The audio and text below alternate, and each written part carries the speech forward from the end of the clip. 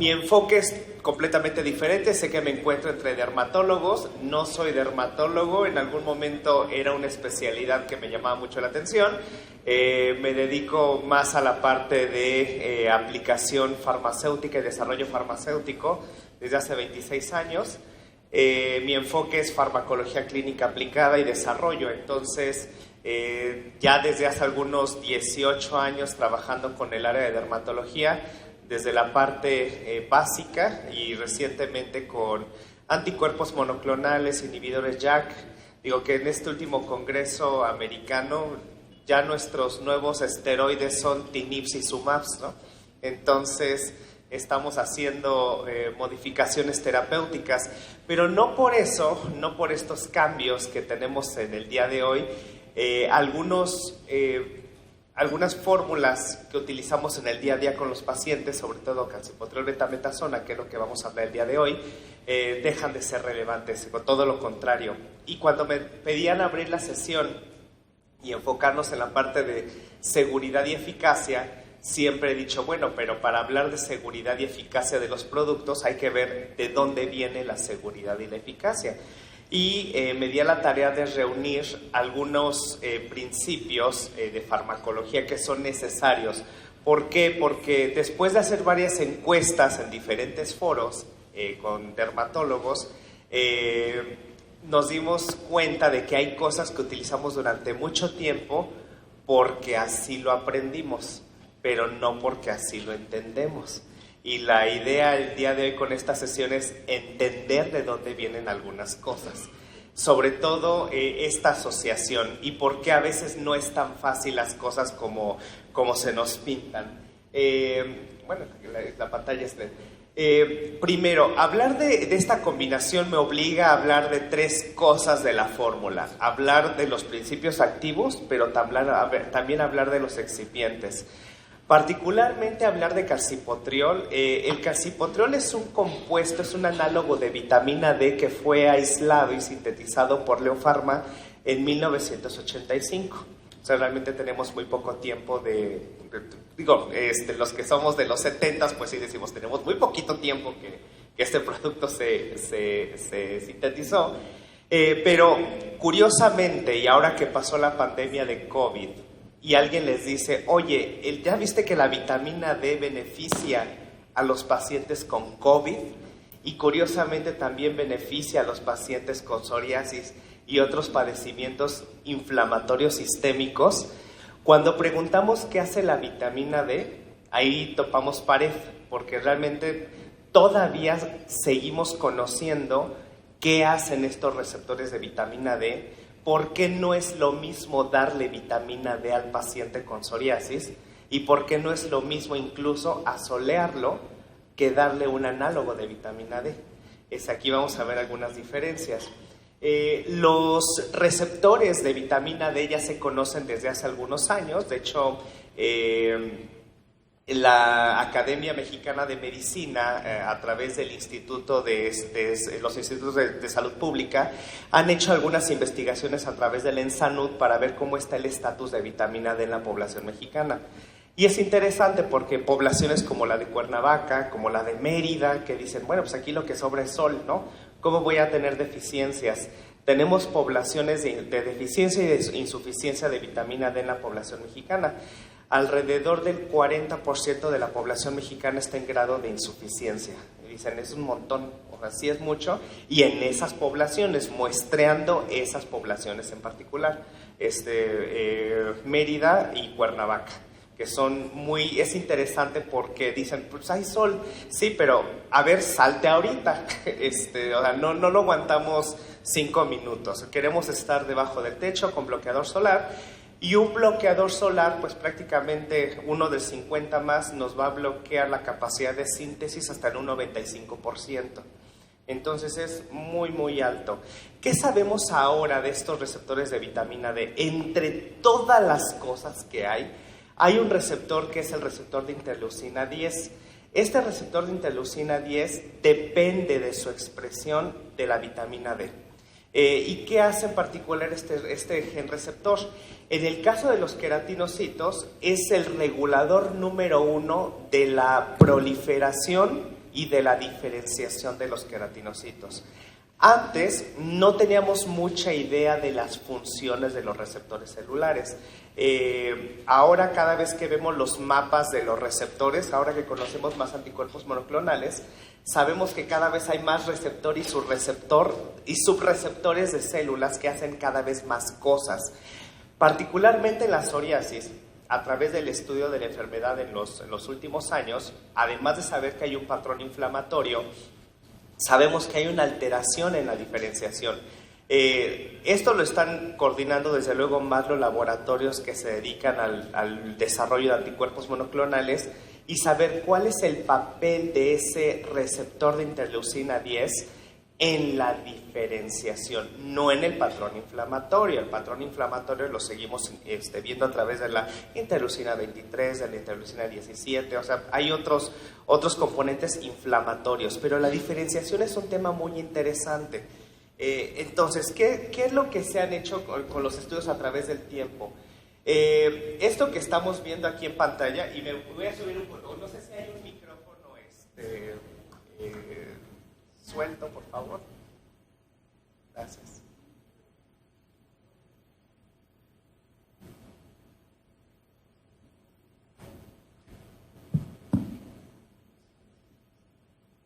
Esto que están viendo en pantalla es un estudio para ver primero la cuantificación de genes, cómo puedo inducir la expresión genómica con diferentes compuestos relacionados con la vitamina D. Esto que estamos viendo aquí es la vitamina D natural, que es lo que estamos acostumbrados a medir en los pacientes. Sin embargo, también tenemos un error en las mediciones habituales porque el hecho de medir vitamina D no es necesariamente la vitamina D metabólicamente activa. Necesitamos todavía los pasos de activación hepático y renal para tener el compuesto calcitriol para ver qué es lo que ocurre. El calcitriol induce aún más la expresión de estos receptores de interleucina 10, y cuando lo comparamos con el calcipotriol tiene una capacidad mucho mayor de inducción. Al principio, en los años 80, ustedes recordarán que de los primeros tratamientos de la psoriasis también había un compuesto que era el calcitriol en crema. Decían, ¿qué le pasó al calcitriol? El problema del calcitriol es que sí era un compuesto muy rápido, pero el nivel de manejo calcémico no era selectivo. Entonces teníamos que cuidar mucho las aplicaciones reales del paciente porque tenía más esta propiedad de inducir hipercalcemia en relación a otros análogos que salieron después. El problema es que, curiosamente, cuando se empezaron a buscar los análogos, no se conocía mucho del metabolismo ni de los receptores que eran estimulados por estos análogos.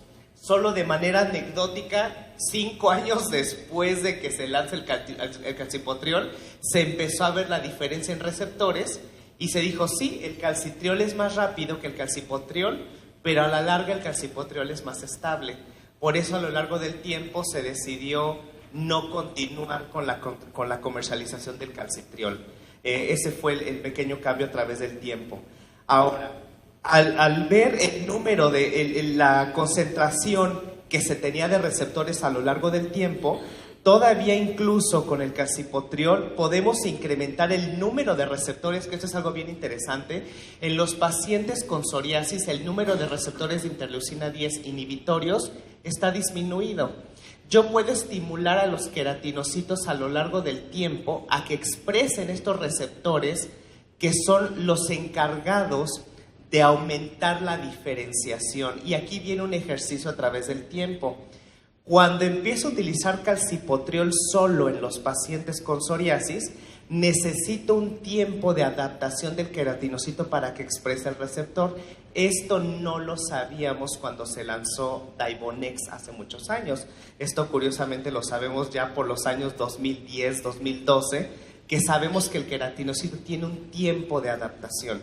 Y ese tiempo de adaptación puede ser hasta de 12 semanas. Es decir, a veces doy el tratamiento de 4 o 8 semanas, suspendo el tratamiento y el paciente vuelve a tener una baja respuesta a lo largo del tiempo porque no he tenido el momento ideal para inducir la expresión saturada de esos receptores en los queratinocitos para que las células se diferencien de manera adecuada.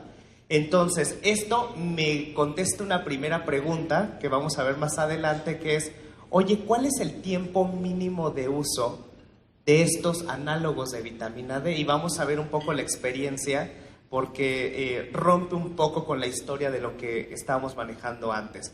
Entonces, estos receptores se inducen gracias a una exposición a calcipotriol a lo largo del tiempo. ¿Qué otra cosa sabemos con relación al calcitriol? En los estudios en animales, que fueron los primeros que nos dieron esta evidencia, sabemos que el calcipotriol es entre 100 y 200 veces menos calcémico que el calcitriol. Pero les digo, este estudio llegó tarde. Al principio sabíamos que había la diferencia, pero se tuvo que buscar qué era exactamente lo que pasaba.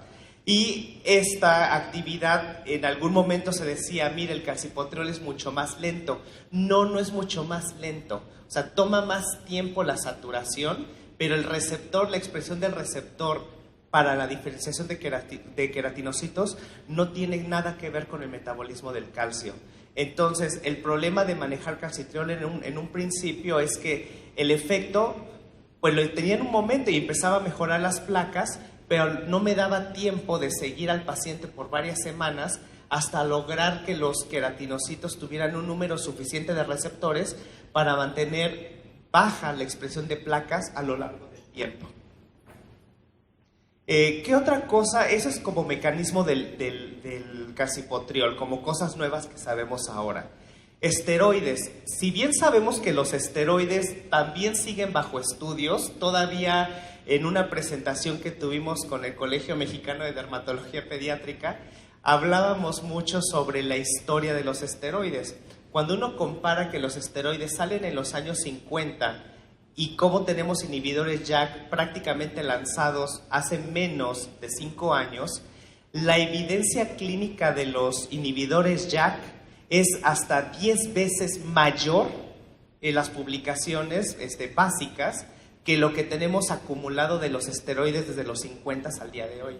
Es decir, los esteroides, a pesar de ser una herramienta de uso diario, no los entendemos.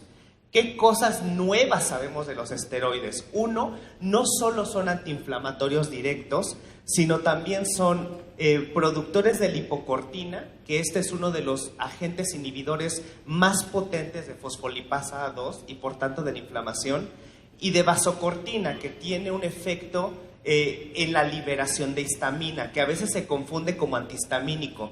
No es antihistamínico, es evitar la degranulación de eosinófilos. Pueden encontrar pacientes con eosinofilia sin degranulación. El esteroide lo que va a hacer es, a través de esa formación de vasocortina, evitar que los antihistamínicos queden libres. Por eso ahora sabemos que los corticoides, sobre todo los de alta potencia, pues tienen estos efectos antiinflamatorios, antipruriginosos. Sin embargo, hay diferencias en el tipo de esteroide que puede utilizar. Esto tiene mucho que ver con la saturación. ¿Por qué Leo decidió utilizar el dipropionato de betametasona para hacer Daibovet y no agarramos clobetasol, hidrocortisona o cualquier otro esteroide que ya estuviera presente? De hecho, sí se usaron esos esteroides para hacer la formulación y se empezaron a analizar los perfiles. Esto que estamos viendo aquí son los perfiles de cómo se va saturando un esteroide a lo largo del tiempo. Se utilizaron primero la prueba más vieja, que es la prueba de blanqueamiento cutáneo. Sin embargo, cuando estos estudios se hicieron en su momento, no conocíamos del todo la farmacología de los esteroides y se inducía que todo esteroide que entre más blanquea, más desinflama, pero no necesariamente es el esteroide que dura más ni el que penetra más. Entonces, por eso decidimos después no utilizar clobetasol. Si bien el clobetasol es el medicamento que más constriñe, no es el que se mantiene más estable a lo largo del tiempo.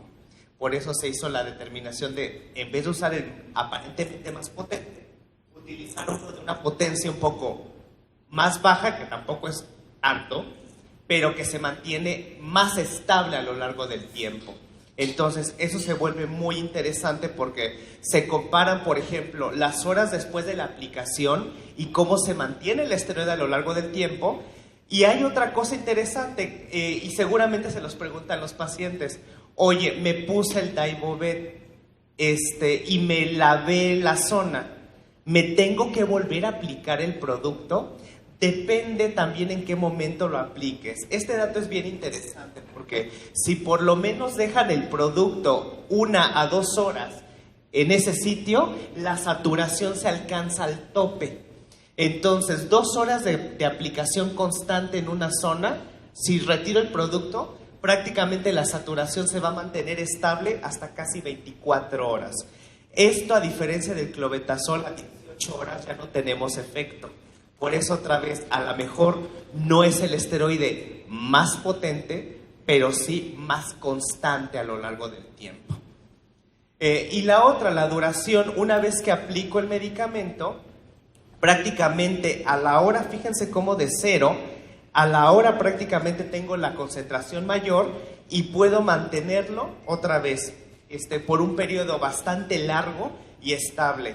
Ahora, esto con el dipropionato de betametasona. Hay también diferencias en las mismas betametasonas. En Leo tenemos una formulación con valerato de betametasona. El valerato es mucho más rápido que el dipropionato. El problema es que penetra tan rápido en el estrato córneo que se pierde muy rápido y el efecto es más corto. Por eso el Fusicort nosotros lo recomendamos 2 veces al día. Y el Daibovet lo recomendamos solo 1 vez al día. Tiene que ver con la duración y la capacidad de penetración del corticosteroide. Ahora, aquí viene una cosa importante. El límite de uso es un límite hecho en estudios en animales y también en modelos humanos para ver saturaciones de esteroide. Se nos pide un límite de uso de 50 gramos por semana, que equivale a 0.5 miligramos. Si lo comparamos con Daibovet, solo tenemos 0.5 miligramos por gramo. Es decir, cuando vemos la capacidad de toxicidad del esteroide a lo largo del tiempo, 50 gramos por semana no lo alcanzamos con un tubo. Está muy difícil que alguien tenga un evento adverso de saturación del eje hipotálamo con un tubo, aunque se embarre en todo el tubo completo. Entonces esto nos da por lo menos un mecanismo de seguridad. Ahora, qué interesante que el esteroide, pues ya sabemos que tiene estos efectos, que el calcipotriol tiene los efectos de modulación. Y ahora viene lo que todo el mundo queremos hacer. Vamos a hacer una formulación magistral, ¿no? Entonces mezclo el calcipotriol y meto la betametasona. Pero tenemos un reto en la combinación. El primer reto en la combinación es que los dos productos tienen un pH de estabilidad completamente diferente. La betametasona es estable, todos los esteroides son estables en medios ácidos y el calcipotriol en un medio mayor de 8. Entonces no puedo mezclar calcipotriol y betametasona en mi casa, ponerlo y dárselo al paciente. ¿Por qué? Porque el estudio de degradación está a 4 horas. Es decir, después de 4 horas ya no tienen medicamento.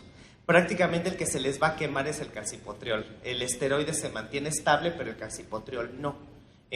Pues mejor denle un esteroide solo, ¿no? Es echar menos a perder el producto. ¿Qué se hizo?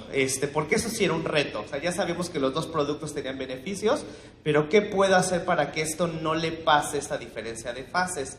Obviamente hay muchos estudios, otra vez, les decía que se experimentó con otros esteroides. Experimentamos con hidrocortisona, con ácido salicílico. Esto que están viendo aquí son las concentraciones de calcipotriol con diferentes esteroides. Esto que ven acá es con ácido salicílico. A veces le decimos al paciente, póngase su crema salicilada y después se pone el Daibonex o el Daibovet. Si los ponen juntos, a la hora ya no tienen producto. Esto obliga a que si van a utilizar alguna crema salicilada para disminuir la placa, para permitir una penetración mayor de producto, primero usen la crema salicilada en la noche, remuévanla completamente o a lo mejor pasen por una semana de remoción de placa con crema salicilada y no lo vuelvan a usar en combinación con Daibovet o van a degradar totalmente el calcipotriol. Entonces no lo podemos juntar. En el caso de los esteroides, cuando lo manejamos con hidrocortisona, igual, si no metemos ninguna separación de fases, el calcipotriol se va a desplomar a lo largo del tiempo. No son estables ningún esteroide, por más suave que sea, como la hidrocortisona, con el calcipotriol. ¿Qué le pasa? Les digo, después de cierto tiempo, 4 horas es la estabilidad promedio. Depende mucho de la humedad y la temperatura. Ahorita yo creo que con el tiempo como lo tenemos, yo creo que nos aguanta 2, porque sí está muy, muy caliente. Pero estas pruebas se hacen a 25 grados centígrados y a las 4 horas, les digo, ya no hay producto.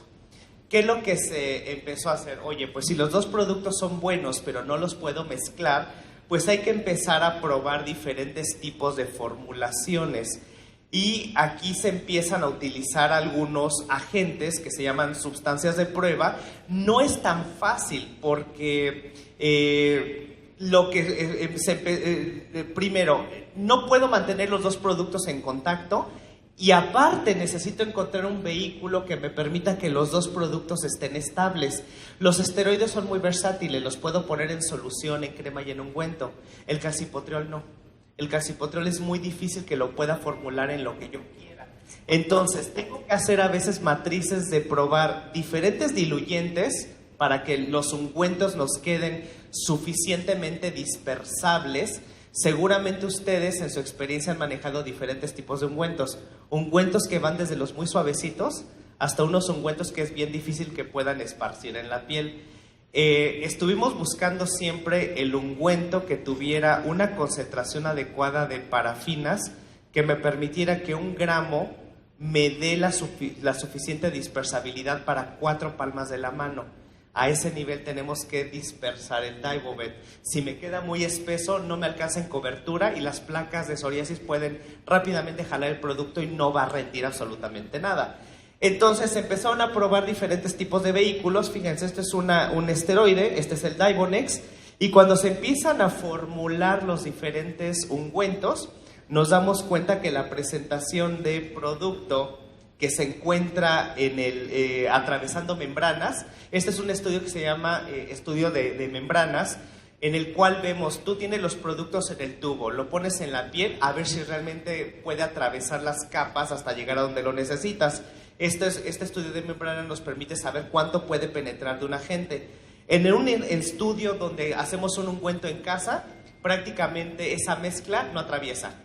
Un segundo intento, tampoco. Vamos aumentando la concentración y vemos en algún momento que no solo es aumentar la concentración, sino también irle cambiando el tipo de excipiente para lograr que la concentración incluso sea mucho más alta que los compuestos por separado. Entonces, esto fue un reto de investigación de casi 7 años con Daibovet hasta encontrar la mezcla de vehículos adecuada con los solventes adecuados que permitiera tener mucho más concentración de los compuestos cuando se usaban en combinación que cuando se usaban por separado. Entonces, es decir, otra vez, si yo lo mezclo en casa, no voy a lograr esto. Necesito una combinación muy especial. De hecho, Leo patentó un vehículo que se llama Armanol. Ese Armanol me permite en el tubito mantener separadas las moléculas de calcipotriol y de betametasona. Si ustedes lo ven en el microscopio, los productos no están mezclados. O sea, realmente estamos haciendo unas microemulsiones que me permiten que en el tubito pueda tener los dos compuestos por más de 24 meses, sin que se pierda la efectividad del agente. Ahora, truco, nada más como una recomendación terapéutica. Cuando administren Daibovet a los pacientes, siempre recomiéndenles hacer una ligera fricción para romper las fases y tener una liberación mucho más rápida de los compuestos. Pero me gusta esta parte de presentación de desarrollo, porque a veces se oye muy fácil de que basta con que mezclemos dos cosas y vamos a tener un efecto, no necesariamente por la compatibilidad. Pero ahora vámonos a los beneficios. Ya hablando de beneficios, si nos vamos a la parte nueva, ¿qué estamos viendo? Primero, ahora sí sabemos que el calcipotriol tiene un efecto directo sobre la inhibición de dos interleucinas, que bueno, esto los anticuerpos monoclonales están dedicando mucho a ver cómo inhibimos interleucina 17, ya sea a nivel de receptor o a nivel de interleucina circulante. Sin embargo, el único problema que tiene el calcipotriol en mediano plazo es que esto, pues, si es una lesión muy extensa, difícilmente lo vamos a lograr cubrir. Entonces, para lesiones muy localizadas, el calcipotriol sigue siendo muy buen agente terapéutico cuando solo quiero tratar una placa. Y esto es por este mecanismo, entendemos por qué siempre lo podemos utilizar ahora en pacientes con psoriasis moderada severa como una terapia combinada, posiblemente para placas donde tengamos estos linfocitos de memoria, donde podamos aplacarlos de manera directa, puedo hacer una combinación con un anticuerpo monoclonal. Y desde luego los esteroides nos ayudarán en la expresión de interleucina 23, pero también para la inhibición del factor de necrosis tumoral. Esa inhibición es algo muy interesante porque realmente es el mecanismo clave de los esteroides. Sin embargo, también sabemos que es un mecanismo no selectivo, pero bueno, al inicio del tratamiento pueden ayudarnos a resolver las lesiones de un modo mucho más rápido y sobre todo en la parte localizada.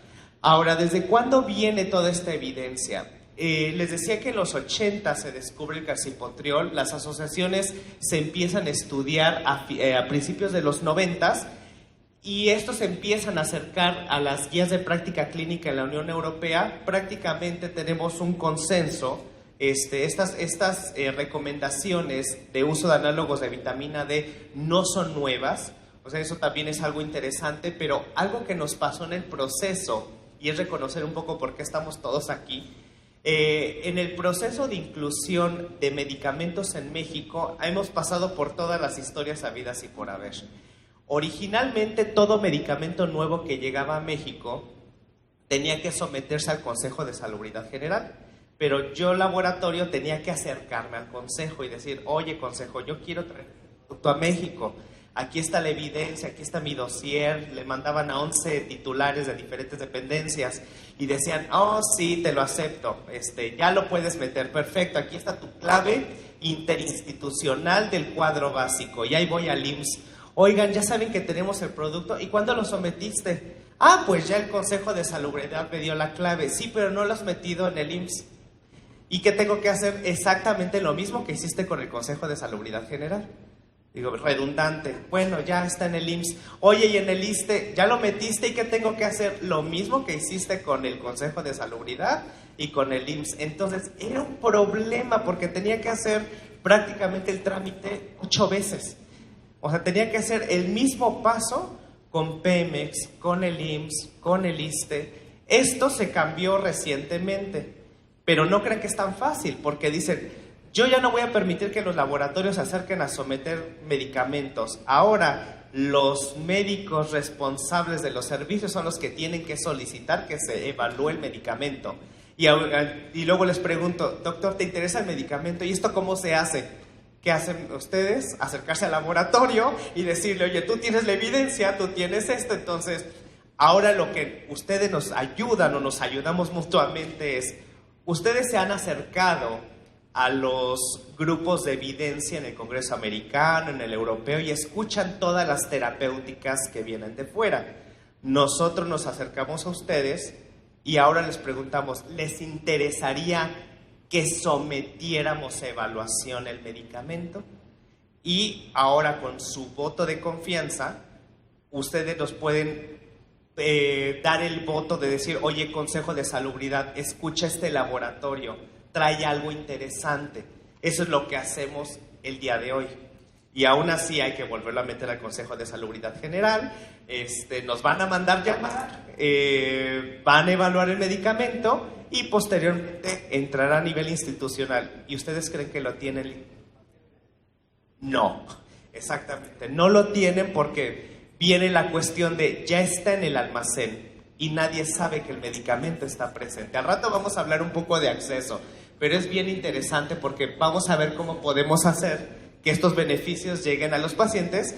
Y bueno, por eso es que desde el 2004 que se sacó el primer consenso mexicano de terapia biológica en psoriasis, y también un año antes el de tratamientos tópicos. Fíjense, 2004.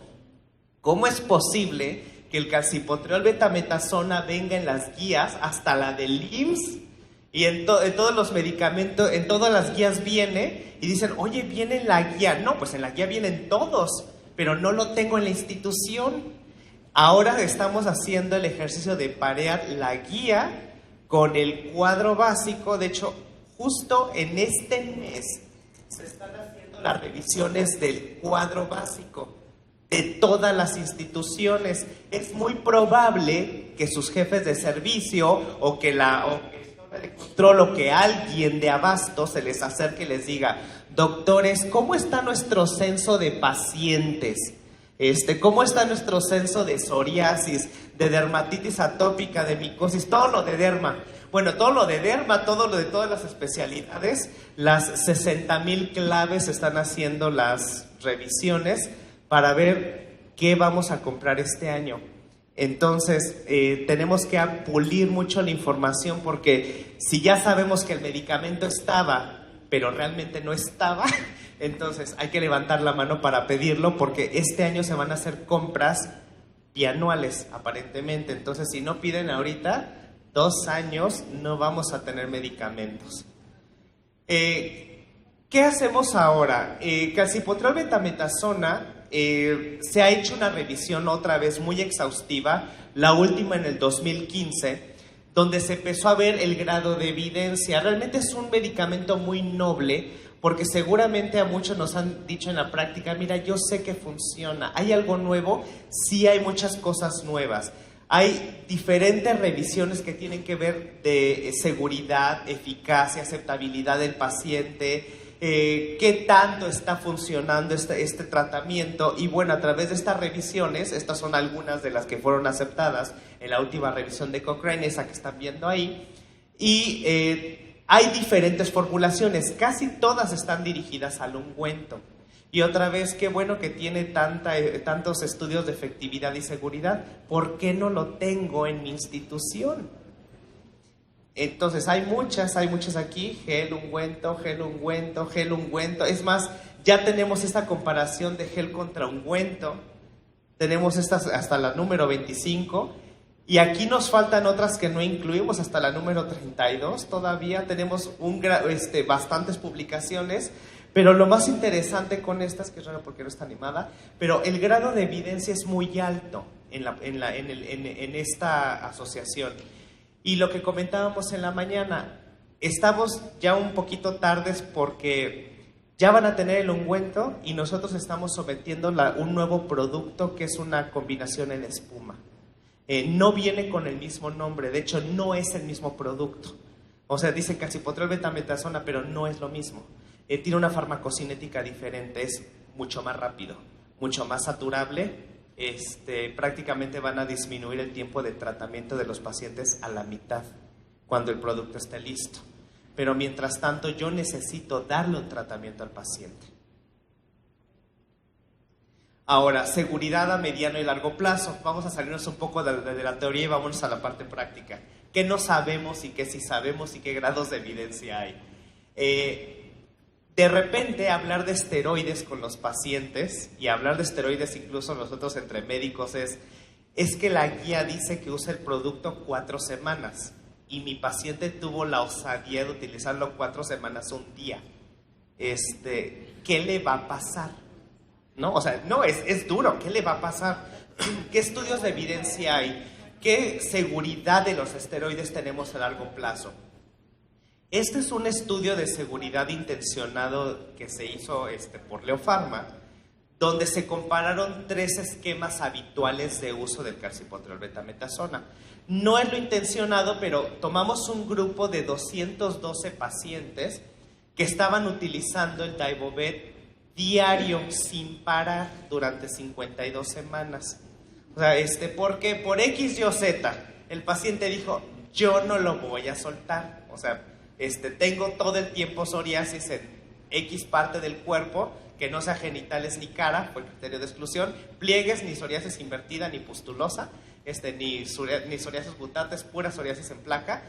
Posiblemente la mayoría de los pacientes es tórax y extremidades, pero queremos ver qué les pasaba si no lo paraban de usar. Otro grupo de 213 pacientes que estaban utilizando el esquema que sugerimos en nuestras ayudas visuales, que es utilizar 4 semanas de Daibovet seguidas de 4 semanas de Daibonex, que es como nosotros lo solemos recomendar, durante 48 semanas más, es decir, 4 semanas de Daibovet, 48 de Daibonex sin parar.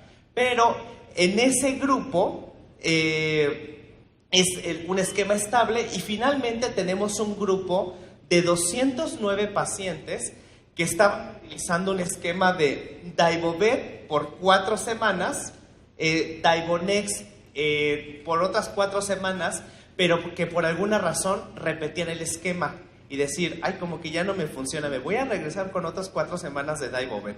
Entonces estaban como que alternando los dos esquemas.